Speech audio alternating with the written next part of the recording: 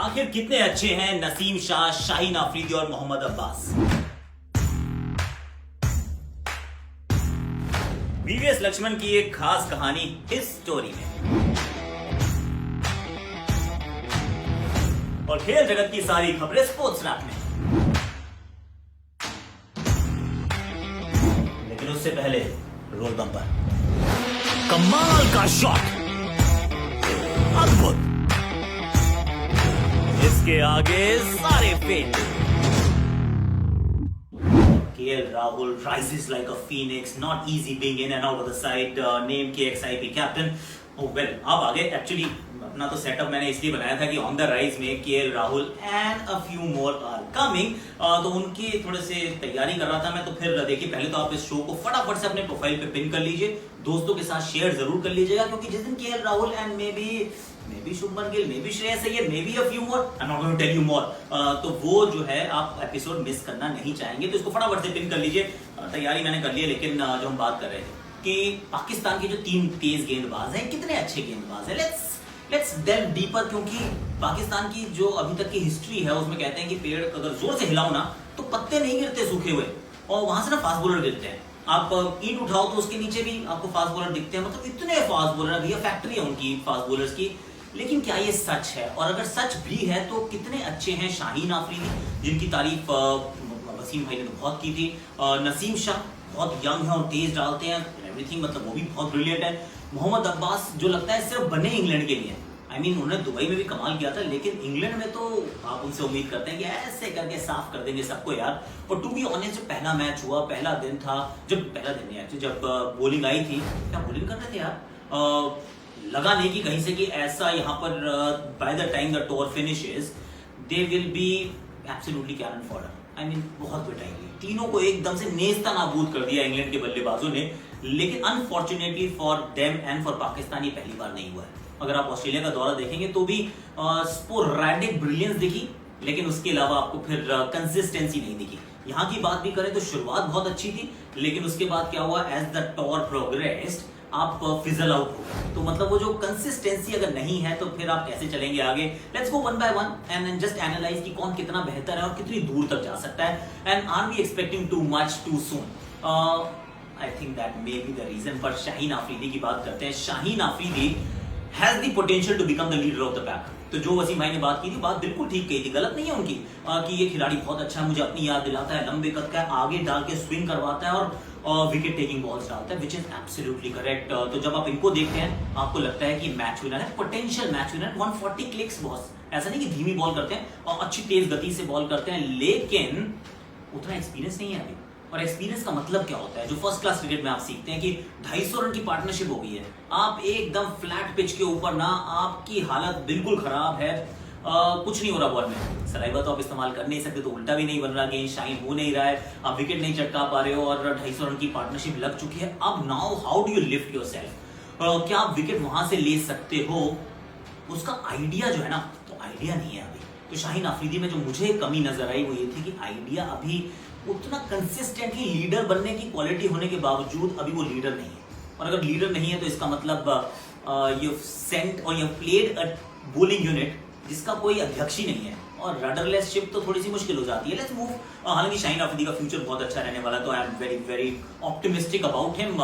He could be one of the greats in the times to come, but not right now. दूसरा जो गेंदबाज है वो है Naseem Shah. Naseem Shah is good, young है, तेज है, लेकिन ना हवा में उतनी मूवमेंट नहीं है। ये तेज है, गति से अगर आप बॉल डालते हैं तो अगर आपका हाथ थोड़ा सा भी हिलता है और हाथ से रिस्ट मतलब सीम है, हर बार अगर सही नहीं निकलती ना, तो फिर अच्छे बैट्समैन अच्छे पिचेस पे आपकी बहुत पिटाई करते हैं, और जो पेस आपकी ताकत है वो आपके अगेंस्ट जाती है। और ये मैं देख रहा हूँ नसीम शाह के साथ, शुरू में डालते हैं, अच्छी जगह पे डाल रहे हैं, तेज डाल रहे हैं, थोड़ा सा बैट्समैन को पीछे की तरफ धकेल रहे हैं, लेकिन उसके बाद क्या होता है, उसके बाद बॉल पुरानी हो जाती है। हर ओवर में आप एक खराब बॉल डालते हो, कभी आप शॉट डालते हो, आपको लगता है बहुत तेज हो, बाउंसर से आप लोगों को भगा दोगे, आजकल कोई नहीं भागता यार। और उसके बाद फिर एकदम आगे डाल देते हो, फिर कट की बॉल देते हो, फिर पुल की बॉल देते हो, loose balls are way too many. तो शायद उनको तीनों टेस्ट मैच खिलाने नहीं चाहिए थे, शायद आपको उनको रोटेट करना पड़ेगा, उनको तैयार करना पड़ेगा, क्योंकि अगर एक टीम में लीडर ऑलरेडी नहीं है, अगर जैक होते या वसीम टीम में है, शोएब टीम में है, और ऐसा कोई सीनियर बॉलर टीम में है ना, वो बच्चे को साथ ले जाके चल सकता है। लेकिन शाहीन तो खुद ही बच्चे हैं, अब उसमें नसीम शाह को कहाँ साथ लेके चलने वाले हैं। नसीम का भी फ्यूचर अच्छा है, पर I think he needs to work on his fitness and on his consistency. एक जगह पे बॉल वो नहीं डाल पा रहे हैं, और जैसे प्रेशर रिलीज होता है ना तो खुद तो विकेट लेते नहीं है, सामने से शाहीन आफरीदी या मोहम्मद अब्बास भी विकेट नहीं लेंगे। दैट इज एक्चुअली डबल वैनी। अब last but not the least, let's talk about Mohammad Abbas, जिनके लिए आइडियल कंडीशंस थी, बिल्कुल सही जगह पे बॉल डालो, डिबली डॉबली इधर उधर मूवमेंट करो और सब कुछ। तो शुरू में तो फंस गए इंग्लैंड वाले, लेकिन उसके बाद क्या हुआ, उन्होंने क्रीज से आगे आके खड़े होना शुरू कर दिया। तो जब वो क्रीज पे बैटिंग कर रहे थे, बड़ा अच्छा ग्राफिक दिखाया था एक स्काई स्पोर्ट्स ने, कि जब क्रीज पे बैट्समैन रहता है तो उसकी एवरेज हो जाती है 9 की अब्बास के सामने। जब वो क्रीज के आगे चला जाता है ना, बहुत आगे जाके फ्रंट फुट पे खेलता है, तो एवरेज हो जाती है 50 नहीं 75 की।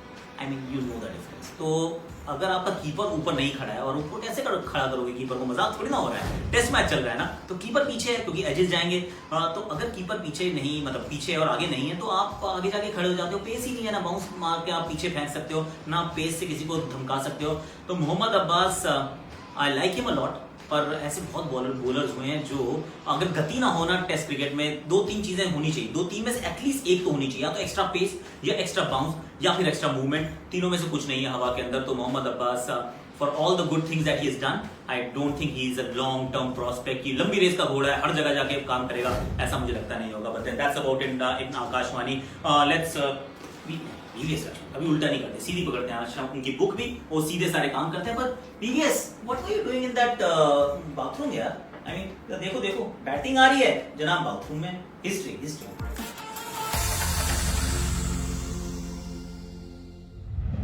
कहते हैं काम ही पूजा है, अब क्रिकेटरों का काम तो खेलना है, तो यही हमारी पूजा हुई ना, राइट? और भाई, और किसी के लिए हो या ना हो, इन जनाब के लिए क्रिकेट किसी पूजा से कम नहीं। जी बिल्कुल, ये वीवीएस लक्ष्मण हैं, the very very special Laxman, और मेरे बहुत ही करीबी मित्र। तो कहां थे हम? हाँ, पूजा पे। तो किसी भी पूजा से पहले स्नान करना, एकदम साफ शुद्ध हो जाना जरूरी होता है। तो ये उठाया वीवीएस ने अपना तौलिया और घुस गए इस ड्रेसिंग रूम के शावर में। बाहर स्थिति ऐसी है कि मैच है साउथ अफ्रीका के विरुद्ध, और हम हैं केप टाउन के इस खूबसूरत मैदान पर। बाहर माहौल कैसा भी हो, इंडियन ड्रेसिंग रूम में हालात थोड़े गड़बड़ लग रहे हैं। वीरेंद्र सहवाग और वसीम जाफर दोनों ही पेविलियन लौट चुके हैं। पाजी सचिन पाजी, जो अपनी बैटिंग के लिए पैड कर तैयार हैं, बल्ला उन्होंने उठाया और चल पड़े मैदान की ओर। लेकिन ये क्या, फोर्थ अंपायर ने सचिन को कहा, सॉरी, आप अभी बैटिंग के लिए नहीं जा सकते। असल में माजरा यह है कि मैच के तीसरे दिन जो समय सचिन ने फील्ड से बाहर गुजारा था, उसके हिसाब से सचिन अभी भी 5 मिनट बाद ही बैटिंग करने जा सकते हैं। नहीं समझ में आया? बातों की बात छोड़िए, बस ये समझ लीजिए, सचिन तेंदुलकर नहीं जा सकते, और वीवीएस ड्रेसिंग रूम में स्नान ले रहे हैं। अब बचे कौन? दादा जी, सौरव गांगुली, जो बाय द वे अपनी बैटिंग के लिए इस वक्त बिल्कुल भी तैयार नहीं है।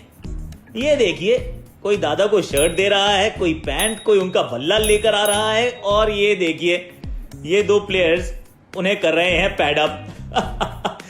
बड़ा ही मजेदार सीन है ये। इस सब हड़बड़ी के बीच फाइनली दादा को पिच की ओर रवाना कर दिया जाता है।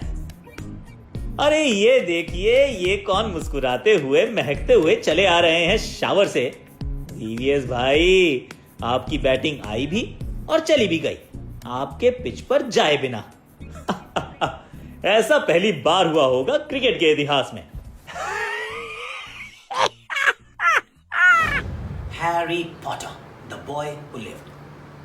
मजाक नहीं कर रहा हूँ यार, एक्चुअली बता रहा हूँ। बुक तो मैंने रख दी, अब ना पता नहीं चल रहा कि हम हैं कहाँ पे। ये मेरा ऑफिस भी है, वो देखो डब्बे लगा के मैंने अपना ऑफिस बनाया है, जहाँ पे हम ऑन द राइज और आपके लिए आकाशवाणी रिकॉर्ड करें। यही मेरी बेटी का वर्चुअल स्कूल भी है, वो पीछे प्ले हाउस है, उसने छोटी वाली बेटी उसमें खेलती है। ये पहन के मैं घूमता हूँ, बीवी जो है आक्षी जी, उनका भी एडिटिंग स्वीट भी यही है। हमारा यही कमरे में ना हम बहुत सारे काम कर रहे हैं, जैसे सब लोग कर रहे हैं वर्क फ्रॉम होम। पर VVS Laxman, he always does things at his own pace, in his own style. और बाथरूम से बाहर निकले नहीं आई ना बैटिंग, मतलब गए भी नहीं, फिर दादी को जाना पड़ा ना बाद में, फिर बाद में पड़ी होगी पक्का डांट, क्योंकि सौरभ को ये बातें बिल्कुल अच्छी नहीं लगती। पर वीवीएस को कोई डांट ही नहीं सकता, ये भी तो बात बड़ी मजे की है।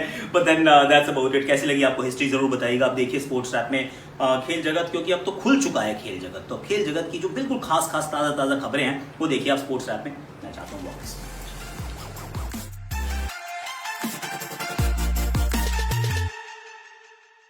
2020 का फुटबॉल सीजन हुआ ऑफिशियली समाप्त लिस्बन में कल रात यूएफए चैंपियंस लीग फाइनल के साथ। बवेरियन जायंट्स बायर्न म्यूनिख बन गए हैं यूरोप के नए बादशाह। फाइनल में जर्मन चैंपियंस ने फ्रेंच लीग के चैंपियंस पारिस सैंट जर्मैन को 1-0 से हराया एक रिवेटिंग गेम ऑफ फुटबॉल में। बायर्न के लिए डिसाइसिव गोल मारने वाले और कोई नहीं बल्कि ex PSG academy graduate Kingsley Coman थे, जिन्होंने 59th मिनट में एक टावरिंग हेडर मारा। फर्स्ट हाफ में एंड टू एंड फुटबॉल की बदौलत दोनों टीम्स को काफी सारे चांसेस मिले, लेकिन दोनों गोलकीपर्स ने कुछ बड़े सेव्स करके हाफ टाइम पे स्कोर को लॉक रखा 0-0 पे। सेकेंड हाफ के गेम में जैसे एक अलग बायर्न उतरी फील्ड पे, जिनके हाई प्रेसिंग गेम ने PSG के स्टार्स को एक भी क्लियर चांस नहीं कंसीड किया। इस जीत के साथ बायर्न ने अपना 6th चैंपियंस लीग जीत लिया है और अब ऑल टाइम लिस्ट पे तीसरे स्थान पे हैं, सिर्फ AC मिलान और रियल मैड्रिड के पीछे। DFB पोकाल और बुंदेसलीगा जीतने के बाद बायर्न ने इस साल अपना कॉन्टिनेंटल ट्रेबल भी कंप्लीट कर लिया है। हांस डिएटर फ्लिक की इस Bayern team one of the all time greats में गिनी जाएगी।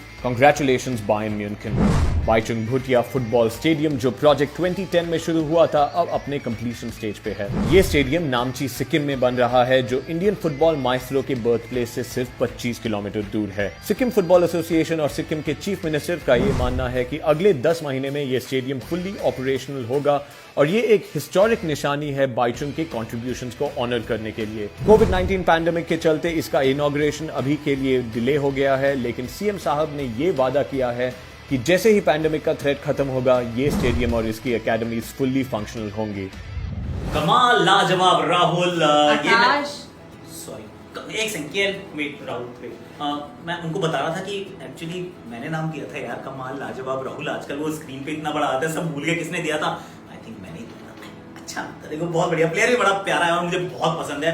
और एक इनके जीवन की वैसे कहानी भी है। वो कहानी आज नहीं बताऊंगा, इनके नाम को लेकर कुछ कहानी है, वो मैं आपको राइज नहीं बताऊंगा, अभी नहीं बताऊंगा, वो भी तो आपको देखना है ना। अच्छा, शो कैसा लगा आपको जरूर बताइएगा। आपको मैंने पहले कह दिया, पिन तो आप तब नहीं किया तो अब कर लो और फटाफट अपने प्रोफाइल पे पिन करो, शेयर करो दोस्तों के साथ और आकाशवाणी के परिवार को थोड़ा सा और बढ़ाइए। आप लास्ट आप अपनी शॉर्ट्स देखें और मेरी सुनिए आकाशवाणी। हाँ, ऑन द राइज आकाशवाणी में ही चलता है।